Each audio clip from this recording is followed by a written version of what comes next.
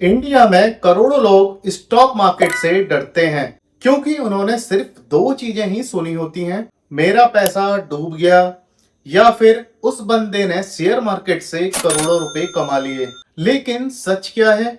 क्या stock market gambling है या दुनिया का सबसे पावरफुल वेल्थ क्रिएशन मशीन है? तो मैं आपको एक इंटरेस्टिंग बात बताता हूं। आपने वॉरेन बफे का नाम तो सुना ही होगा। उन्होंने इसी शेयर मार्केट से दुनिया की रिचेस्ट लिस्ट को ज्वाइन किया है और इंडिया में भी थाउजेंड्स ऑर्डिनरी पीपल इन्वेस्टिंग से फाइनेंशियली फ्री हुए हैं। तो प्रॉब्लम मार्केट में है या फिर लोगों की अप्रोच में? तो आज की वीडियो के बाद आप स्टॉक मार्केट को एक बिगिनर की तरह नहीं बल्कि इन्वेस्टर की तरह देखोगे। तो आज हम मार्केट को बिल्कुल डीपली समझेंगे इस वीडियो में। No boring definitions and no complicated finance language, सिर्फ और सिर्फ सिंपल एक्सप्लेनेशन। तो इस वीडियो हम 6 पॉइंट्स को कवर करेंगे। पहला, स्टॉक मार्केट क्या होता है। दूसरा, कंपनी शेयर्स क्यों बेचती हैं। तीसरा, रिस्क कितना होता है। चौथा, जो कि मार्केट से रियल रिटर्न्स कितने बनते हैं। पांचवा, एक बिगिनर कैसे स्टार्ट कर सकता है। और छठवां पॉइंट है, क्यों 90% लोग मार्केट में फेल हो जाते हैं। बिकॉज जब मैंने 8 साल पहले इन्वेस्टिंग शुरू की थी तब लोग मुझे भी बोलते थे ये गैम्बल है, इसमें पैसा डूब जाएगा, कुछ नहीं कर पाएगा। तो ये सारे मिथ दूर करने वाला हूँ शेयर मार्केट से एंड आपको सबसे पहले दिखाता हूँ शेयर मार्केट ने क्या किया है और ऐसा आप भी कर सकते हैं। अगर आपकी फैमिली मेंबर ने या किसी ने भी, आपके पेरेंट्स ने सन 2000 में अगर टाइटन में 1 लाख रुपए इन्वेस्ट किए होते तो वो आज 30 से 40 करोड़ बन गए होते। अगर 1 लाख भी ज्यादा थे तो 50,000 भी इन्वेस्ट करते तो यही 15 से 20 करोड़ बनते। ऐसे बहुत सारे शेयर्स हैं, जैसे आइसर मोटर हो गया, एशियन पेंट हो गया, जिन्होंने बहुत बड़ा पैसा बनाया है। एंड रिसेंटली मैं भी आपको अपने रिटर्न्स दिखाऊंगा, मैंने भी कितने जनरेट किए हैं। तो इस वीडियो को एंड तक देखो बिकॉज लास्ट में मैं बिगिनर रोड मैप और बिगेस्ट मिस्टेक्स दोनों बताने वाला हूं। तो सबसे पहले हम समझते हैं शेयर मार्केट एक्चुअली है क्या। इमेजिन करो आप एक बिजनेस को स्टार्ट करते हो, बिजनेस ग्रो कर रहा है एंड उसकी डिमांड बढ़ रही है। सिंपली मानते हैं जैसे कि आपने पानी बोतल्स का एक बिजनेस करा एंड आपकी बोतल्स की डिमांड बढ़ रही है। अब आपको उसके लिए नए ऑफिस चाहिए, मशीन्स चाहिए और एक्सपेंशन चाहिए। लेकिन प्रॉब्लम, पैसे कम पड़ गए आपके, जो कि हर बिजनेस करने वाले के साथ ऐसा होता है। कोई कहता है मेरे को 5 लाख यहाँ से मिल जाते तो अपनी दुकान को मैं ऐसा सेटअप कर लेता। तो ऐसी सिचुएशन में कंपनी के पास सिर्फ 2 ऑप्शन होते हैं। पहला, जो कि वो बैंक से लोन ले सकता है और दूसरा पब्लिक से पैसे रेज कर सकता है और यहाँ से शेयर मार्केट स्टार्ट होता है। मैं अपनी कंपनी का थोड़ा ओनरशिप पब्लिक को देती हूँ, बाकी बदले में पब्लिक मुझे पैसा देगी। यानी कि सिंपल शब्दों में, अगर आपके पास कोई दोस्त है, आप उससे कहें तो मुझे पैसे उधार दे दे और मेरी दुकान में थोड़ी हिस्सेदारी ले ले, यानी कि जो प्रॉफिट्स होगा मैं तेरे साथ शेयर करूंगा। एंड उस ओनरशिप को ही बोलते हैं शेयर्स और इसीलिए भी इसे शेयर मार्केट बोलते हैं। मतलब जब आप किसी कंपनी का शेयर खरीदते हो तो टेक्निकली आप उस कंपनी के एक स्मॉल ओनर बन जाते हो। तो सिंपल सी बात है, कंपनी ग्रो करेगी तो आपके शेयर्स ग्रो करेंगे और कंपनी प्रॉफिट कमाएगी तो इन्वेस्टर को फायदा होगा। यही स्टॉक मार्केट का कोर कॉन्सेप्ट है। अब समझते हैं अपना सेकंड पॉइंट, शेयर प्राइस ऊपर नीचे क्यों होता है। अब सवाल आता है, कोई स्टॉक आज 500 रुपए पर ट्रेड कर रहा था बट कल वो 550 रुपए का कैसे हो गया। तो इसका सिंपल आंसर है डिमांड एंड सप्लाई। अगर ज्यादा लोग किसी कंपनी के शेयर्स खरीद रहे हैं तो प्राइस ऊपर जाएगा, अगर ज्यादा लोग बेच रहे हैं तो प्राइस नीचे आएगा। लेकिन लोग बाय सेल क्यों करते हैं? Because of company profits, growth future. अगर किसी कंपनी के नतीजे आए हैं खराब तो सीधी सी बात है कोई सेल ही करेगा। अगर किसी कंपनी का फ्यूचर ब्राइट दिख रहा है तो हम उसमें इन्वेस्ट करेंगे। जैसे अभी ईवी की थीम चल रही है एंड न्यूक्लियर पावर की थीम चल रही है, तो इसमें न्यूज, इकोनॉमी, ये सब चीजें डिपेंड करती हैं उस स्टॉक पर कि हमें बाई करना है या सेल करना है। इसमें डर और लालच का भी बड़ा रोल होता है। स्टॉक मार्केट नंबर से कम ह्यूमन इमोशन से ज्यादा चलता है, इसलिए मार्केट कभी पैनिक करता है तो कभी कभी एक्साइटमेंट में ओवर रिएक्ट कर जाता है। अब समझते हैं तीसरे पार्ट को, स्टॉक मार्केट क्या रिस्की है, जो कि सबसे बड़ा कंट्रोवर्शियल सवाल है जिसका जवाब है सही, पर ये एक आधा सच है।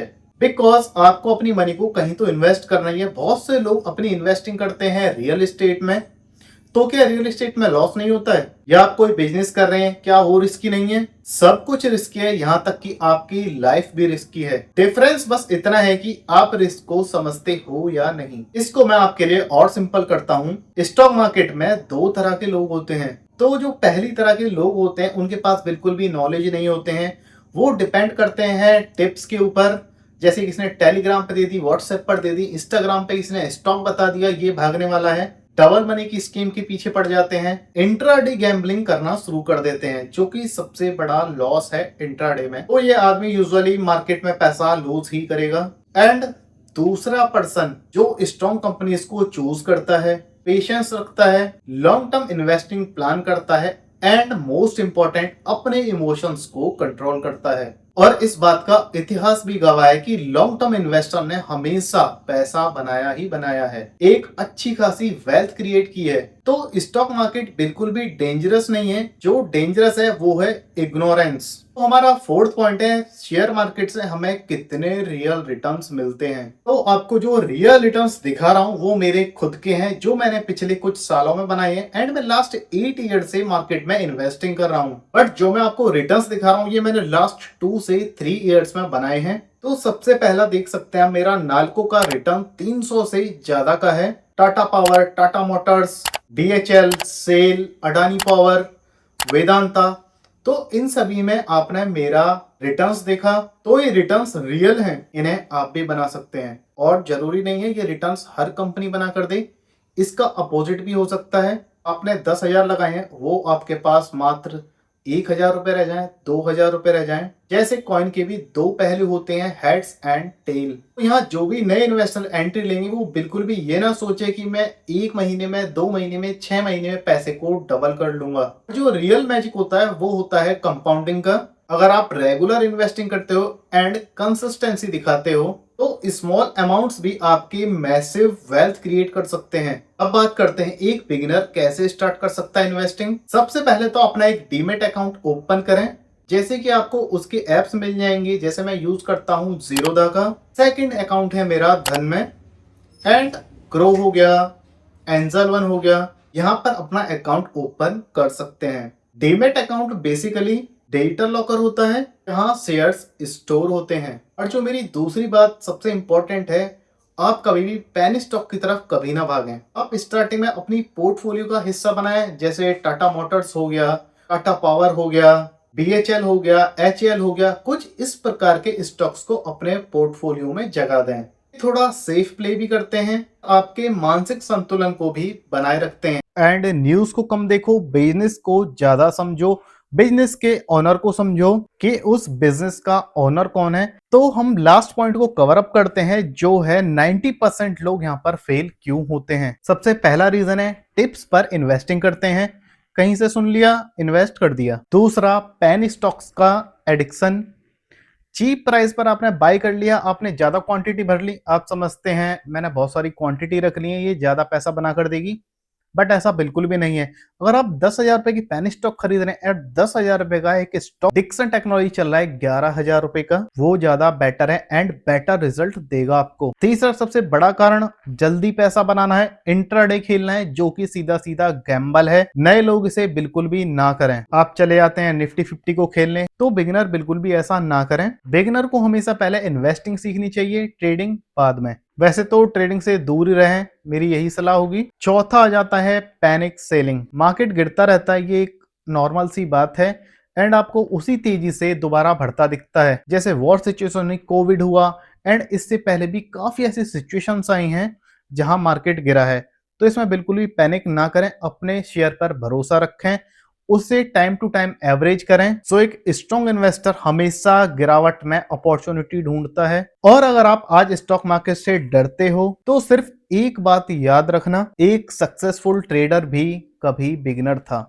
एग्जाम्पल के तौर पर मैं खुद हूं, मुझे गाइड करने वाला कोई नहीं था, बट जैसे रिटर्न्स मैंने बनाए हैं शायद ये अनमैचेबल हैं किसी और से। एंड मेरे साथ के दोस्त भी हैं, वो भी इन्वेस्टिंग से काफी डरते हैं, शेयर मार्केट से डरते हैं। बट सिर्फ डिफरेंस इतना था, कुछ लोग फियर की वजह से स्टार्ट नहीं कर पाते हैं और कुछ लोग लर्निंग के साथ स्लोली ग्रो करते हैं। स्टॉक मार्केट ओवरनाइट रिच बनने की कोई भी मशीन नहीं है, बट लॉन्ग टर्म में एक मैसिव वेल्थ क्रिएट करके जरूर दे सकती है। अगर आप पेशेंस एंड डिसिप्लिन से चलते हो तो आप खुद अपने आप को थैंक यू बोलोगे। और आप सीरियस है इन्वेस्टिंग को लेकर तो आप अभी से साथ में जुड़िए। यहाँ हम हाइप नहीं, सिर्फ और सिर्फ रियल इन्वेस्टिंग समझेंगे।